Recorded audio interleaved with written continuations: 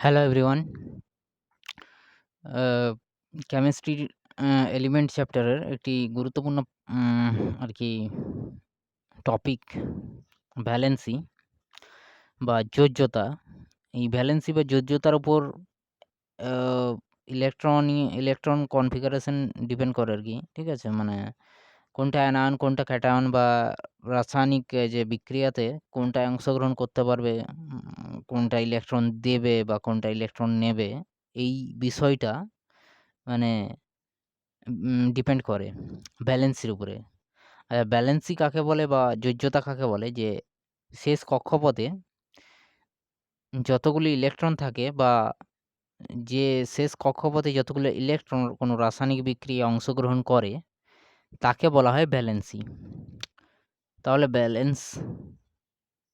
ব্যালেন্সি বা যোজ্যতা ইলেকট্রন কাকে বলে? না, যেমন এটা একটা পরমাণু, ঠিক আছে? পরমাণুর কেন্দ্র। এর কক্ষপথগুলোর নাম কি? K, L, M, N এই ধরনের নাম আছে, ঠিক আছে? K থেকে শুরু। তাহলে K, L, M, N এগুলো হচ্ছে কক্ষপথ বা অরবিট। আর এটা হচ্ছে পরমাণুর কেন্দ্র। তো পরমাণুর কেন্দ্রে কে থাকে? প্রোটন থাকে আর নিউট্রন থাকে। এই একত্রে এগুলোকে কি বলা হয়? ভরকেন্দ্র বা অ্যাটমিক মাস। অ্যাটমিক মাস বলা হয়, ঠিক আছে? আর যতগুলো প্রোটন থাকবে কোনো পরমাণুতে ততগুলোই ইলেকট্রন থাকবে। যতগুলোই প্রোটন থাকবে ততগুলো ইলেকট্রন থাকবে। তাহলে নাম্বার অফ প্রোটন আর নাম্বার অফ ইলেকট্রন সেম। আর কোনো একটা ভর সংখ্যা থেকে নিউট্রন সংখ্যা মানে প্রোটন সংখ্যা বাদ দিয়ে দিলে নিউট্রন সংখ্যা আমি পেয়ে যাব, ঠিক আছে? সুতরাং এগুলো পরমাণুর স্ট্রাকচারের ব্যাপার। তাহলে KLMN এই এরকমভাবে কি থাকে? কক্ষপথ থাকে। আর বাইরের কক্ষপথে যতগুলো ইলেকট্রন থাকে আরকি, ঠিক আছে? সেগুলোই তো রাসায়নিক বিক্রিয়ায় অংশগ্রহণ করে। সেই রাসায়নিক বিক্রিয়ায় যতগুলো ইলেকট্রন অংশগ্রহণ করবে, সেই ইলেকট্রনগুলোকেই কি বলা হবে? ব্যালেন্স ইলেকট্রন বলা হবে বা যোজ্যতা ইলেকট্রন। এই ইলেকট্রন কেন এতে অংশগ্রহণ করবে? কারণ পরমাণুর বাইরের সবথেকে বাইরে কে থাকে? ইলেকট্রনই থাকে। সেইজন্য ইলেকট্রন কি? রাসায়নিক বিক্রিয়ায় অংশগ্রহণ করে। কারণ সবথেকে সহজে ছাড়তে পারবে কি? ইলেকট্রন। সুতরাং ইলেকট্রন কি? রাসায়নিক বিক্রিয়ায় অংশগ্রহণ করে। এইবারে হচ্ছে যে আমাদের যে সমস্ত মৌলগুলো রয়েছে, তো তাদের একটা ইলেকট্রন বিন্যাসের পদ্ধতি রয়েছে, যেটা বোরের সিদ্ধান্ত নামে পরিচিত আরকি। সেটাকে বলা হয় 2n স্কয়ার। n মানে কক্ষপথের সংখ্যা, n মানে কক্ষপথের সংখ্যা বা অরবিটের সংখ্যা। n মানে যেমন k অরবিটকে ১ ধরা হয়, l অরবিটকে ২, m অরবিটকে ৩ ধরা হয়, ঠিক আছে? এইভাবে ধরা হয়। তা n সমান 1, 1 হলে কি হবে? n square 1। তাহলে ২ একে ২। তাহলে প্রথম কক্ষপথে কটা ইলেকট্রন থাকবে? ২ টা ইলেকট্রন। প্রথম কক্ষপথে কটা ইলেকট্রন থাকবে? ২ টা ইলেকট্রন। আচ্ছা, দ্বিতীয় কক্ষপথে ২ এর স্কয়ার হয়ে যাবে ৪, ৪ দুগুণে ৮। তাহলে দ্বিতীয় কক্ষপথে কটা? ৮ টা ইলেকট্রন থাকবে।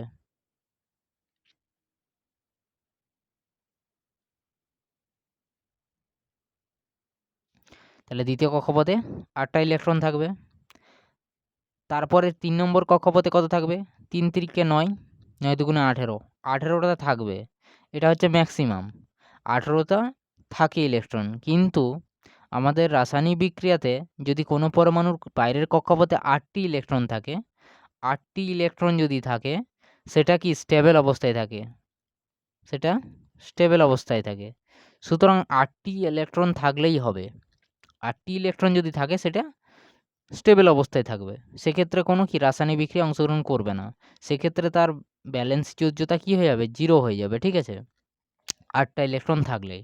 সুতরাং আমরা ৮ টা ইলেকট্রন বসাবো, ঠিক আছে? ১৮ টি বসাবো না।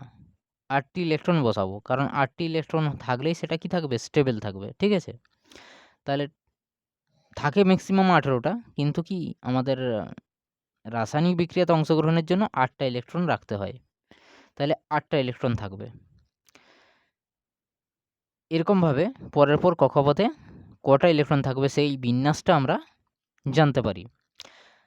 এইবারে শেষ কক্ষপথে কটা ইলেকট্রন থাকছে সেটাও তাহলে আমরা জানতে পারবো। তো সেক্ষেত্রে দেখো, হাইড্রোজেনের ক্ষেত্রে কি প্রোটন নাম্বার অফ ইলেকট্রন কটা? একটা। সেক্ষেত্রে একটা ইলেকট্রন যেহেতু থাকে, সেক্ষেত্রে একটা ইলেকট্রন কি ছাড়তেও পারে, বা বাইরের কোনো ধাতু বা অধাতু থেকে একটা ইলেকট্রন কি করতে, মৌল থেকে ইলেকট্রন গ্রহণও করতে পারে, ঠিক আছে? সেক্ষেত্রে হাইড্রোজেনের ক্ষেত্রে এটাকে বলা হয় মানে যতটা মানে ইলেকট্রন গ্রহণ করতেও পারে, আবার কি ছাড়তেও পারে, উভয় ধর্মই এর কাছে কি থাকে। এবং এতে সাধারণ নিউট্রন আর কি, নিউট্রন কণা থাকে না। এই হাইড্রোজেনে নিউট্রন কণা থাকে না, ঠিক আছে? একটাই প্রোটন থাকে, একটাই ইলেকট্রন থাকে। ওকে, এর যোজ্যতা কি 1+ও হয়, 1+ও হয়, আবার মাইনাসও হয়, ঠিক আছে? 1+ও হয়, যদি ইলেকট্রন ছেড়ে দেয় তাহলে কি হয়ে যাবে, 1+ হয়ে যাবে। আর ইলেকট্রন যদি গ্রহণ করে সেক্ষেত্রে কি, তাহলে বাইরের কক্ষপথে দুটো ইলেকট্রন হয়ে যাবে, সেক্ষেত্রে স্টেবল হয়ে যাবে। তো সেক্ষেত্রে মাইনাস থাকবে, ঠিক আছে? সেক্ষেত্রে মাইনাস হয়ে যাবে। ইলেকট্রন গ্রহণ করা মানে কি মাইনাস হওয়া, আর ইলেকট্রন ছেড়ে দেওয়া মানে কি প্লাস, পজিটিভ হয়ে যাওয়া, ঠিক আছে? আচ্ছা, এরপর হিলিয়াম। হিলিয়ামের ক্ষেত্রে 2টি ইলেকট্রন থাকে। 2টি ইলেকট্রন থাকা মানে কি অবশ্যই এটা স্টেবল অবস্থায় থাকবে। তো এর ব্যালেন্সই অ্যাকচুয়ালি কি শূন্য হওয়া, হ্যাঁ শূন্য হবে, ঠিক আছে? কারণ 2টো ইলেকট্রন থাকা মানে এ তো রাসায়নিক বিক্রিয়ায় অংশগ্রহণ করবে না, ঠিক আছে? আচ্ছা, এরপর লিথিয়াম। লিথিয়ামের ক্ষেত্রে কি হয় না, প্রথমে কটা, প্রথমে থাকে কটা, 2টো থাকবে, তারপর থাকবে কটা, একটা থাকবে। সুতরাং এর যোজ্যতা কত, 1, পজিটিভ, ঠিক আছে? +1। এই রকম যদি দেখি আমরা, তো এরকম কি 1, 2, 3, 4 এরকমভাবে যাবে। 1, 2 শেষের কক্ষপথে 1 থাকবে কোনোটার, কোনোটার 2 থাকবে, কোনোটাও 3 থাকবে, ঠিক আছে? কোনোটার 4 থাকবে। যখন 4 হয়ে যাবে না, ওই 4টা পর্যন্ত ইলেকট্রন দিতে পারবে, ওই 4টা পর্যন্ত ইলেকট্রন ছাড়তে পারে। বেশি মানে এমনি প্রিন্সিপাল অনুযায়ী মানে 4টা ইলেকট্রন কি ছাড়তে পারে, কোনো পরমাণু থেকে 4টা ইলেকট্রনই কি বাইরে বেরাতে পারে। এর বেশি ইলেকট্রন বেরাতে পারে না, ঠিক আছে? বা তার থেকে কি মানে গ্রহণ করতে পারে। সেই জন্য কি 4কে ধরা হয় নিউট্রাল। 4-এর বেশি হয়ে গেলে তখন কি নেগেটিভ হিসেবে ধরা হয়। 4-এর বেশি হয়ে গেলে, যেমন এই 5 হয়ে যায়, 5 হয়ে গেলে তখন 8 থেকে বিয়োগ করতে হবে। 8 থেকে বিয়োগ করতে হবে এবং সেটা অ্যানায়নে পরিণত হবে, মাইনাস চিহ্নেতে আসবে। সুতরাং সেক্ষেত্রে ইলেকট্রন কি করবে, সে গ্রহণ করবে। ইলেকট্রন কি করবে, গ্রহণ করবে যখন 5 হয়ে যাবে আর কি। যখন শেষের কক্ষপথে কি আসবে 5টা ইলেকট্রন, বা 5টা, 6টা, 7টা, 8টা পর্যন্ত আসবে, তখন কি করবে ইলেকট্রন সে গ্রহণ করবে, সে বর্জন করবে না, ঠিক আছে? তো তাহলে 2, এবারে কি আছে 3 আছে, তাহলে 2টা ইলেকট্রন, তারপরে কি বিন্যাস যদি করি একটা ইলেকট্রন, সুতরাং এই যোজ্যতা কত +1। তারপরে বেরিলিয়াম, বেরিলিয়ামের 2টা ইলেকট্রন থাকবে, তারপরের বারে কত 2টা, সুতরাং এটাও কি +2। তারপরে বোরন, বোরনের ক্ষেত্রেও কি 2টা, তারপরে কি 3টা ইলেকট্রন, এটাও কি +3 হয়ে যাবে, +3 হয়ে যাবে যোজ্যতা। আচ্ছা, কার্বনের ক্ষেত্রে কি হবে, তাহলে 2টা থাকবে, তারপরে কটা থাকবে 4, ঠিক আছে? 2টা থাকবে, তারপরে কটা 4টা ইলেকট্রন থাকবে। এইবারে এখানে কি হয় যে 4টা ইলেকট্রন হয়ে যাওয়া মানেই সেটা কি হবে, সেটা কখনো কখনো ছাড়তেও পারবে, আবার কি গ্রহণও করার এই ধরনের কি ক্ষমতা থাকে। ছাড়তেও পারবে, আবার গ্রহণ করতেও পারবে, ঠিক আছে? সেই জন্য এই 4টা ইলেকট্রন যারা যারা ছাড়তে পারে, বা বাইরের কক্ষপথে যারা 4টা ইলেকট্রন রাখতে সক্ষম আর কি, তাদেরকে অ্যাকচুয়ালি মেটালয়েড বলা হয়। তারাকে ধাতুগল্প বলা হয়, ঠিক আছে? সেক্ষেত্রে কার্বনকেও ধাতুগল্প বলা হয়। যেমন আর্সেনিক, অ্যান্টিমনি এরা কি ধাতুগল্প, সেরকম কার্বনকেও বলা হয় ধাতুগল্প, ঠিক আছে? যেহেতু 4টা ইলেকট্রন কি বাইরের কক্ষপথে 4টা ইলেকট্রন থাকে, এরা ধাতুর মতোও ব্যবহার করে, আবার কি অধাতুর মতোও ব্যবহার করে, ঠিক আছে? সেই জন্য একে কী বলা হবে, ধাতুগল্প বলা হবে, ঠিক আছে? তাহলে 2টা থাকবে, তারপরে কক্ষপথে 4টা থাকবে।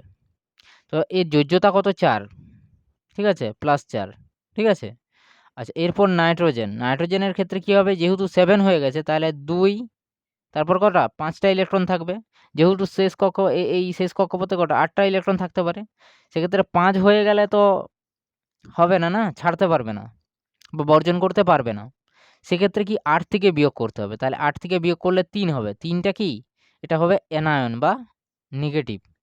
যে ইলেকট্রন সে ছাড়বে না, গ্রহণ করবে। উল্টে কি করবে? গ্রহণ করা সহজ।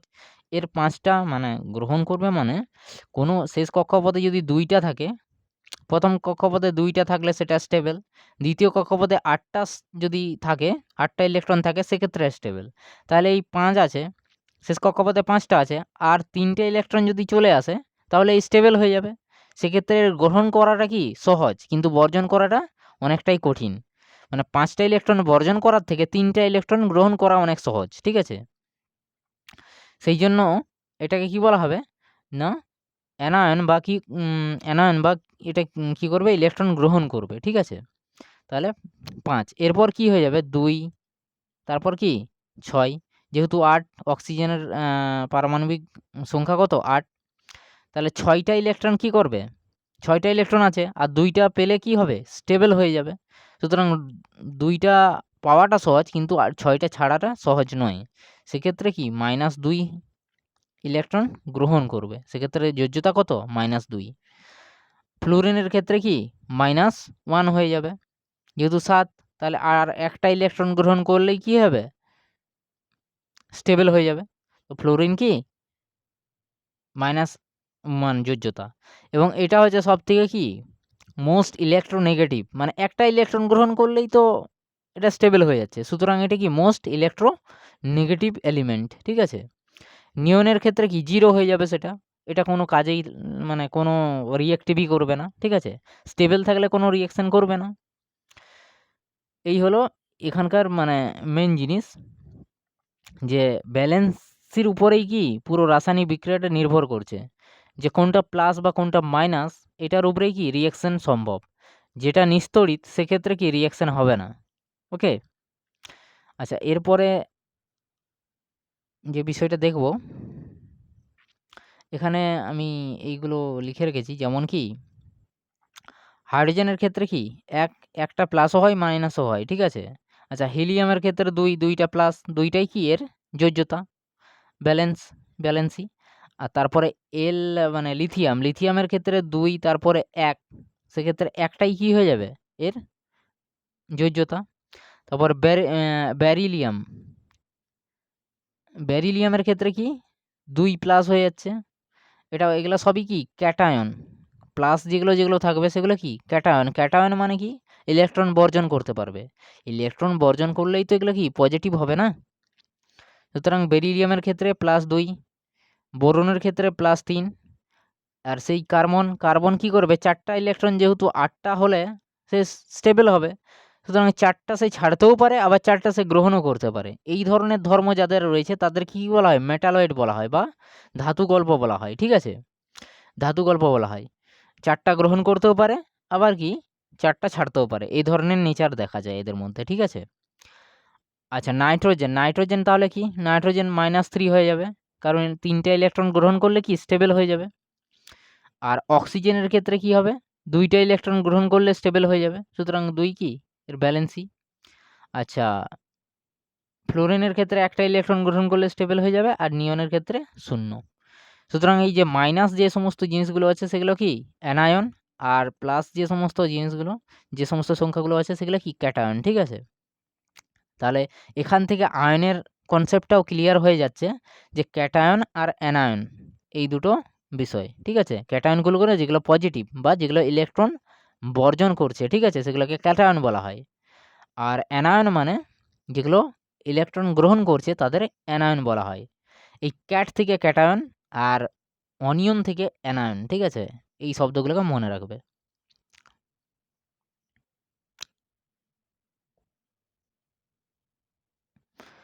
এরপর ১০ পর্যন্ত দেখলাম, তারপরে ১১। সোডিয়ামের ক্ষেত্রে ১১। ১১ কি আমরা যদি ভাঙি এরকমভাবে ভাঙা যায়। ২টা, তারপরে ৮টা, তারপরে কি ১টা, তাহলে 1 প্লাস হচ্ছে। তা সোডিয়ামের 1, সোডিয়ামে একটা সিঙ্গেল প্লাস থাকে, এরকম থাকে, ঠিক আছে? তারপর ম্যাগনেসিয়ামের ক্ষেত্রে ২টো প্লাস থাকে, ঠিক আছে? ম্যাগনেসিয়ামের যোজ্যতা কত? ২। অ্যালুমিনিয়ামের যোজ্যতা ৩। সিলিকনের যোজ্যতা ৪। এই ৪ হয়ে গেলে কি বলেছিলাম? ৪ যেই হয়ে যাবে, ৪টা গ্রহণও করতে পারে, আবার ৪টা কি বর্জনও করতে পারে। সেক্ষেত্রে কি হয়ে যাবে? ধাতুকল্প, ঠিক আছে? মেটালয়েড। ওকে? তাহলে সিলিকনটাও কি মেটালয়েড। তারপরে ফসফরাসের অ্যাটমিক নাম্বার কত? 15। সেক্ষেত্রে যেহেতু 5টা ইলেকট্রন কি বাইরের কক্ষপথে রয়েছে, সুতরাং 3টা গ্রহণ করলে সে কি হয়ে যাবে? স্টেবল হয়ে যাবে।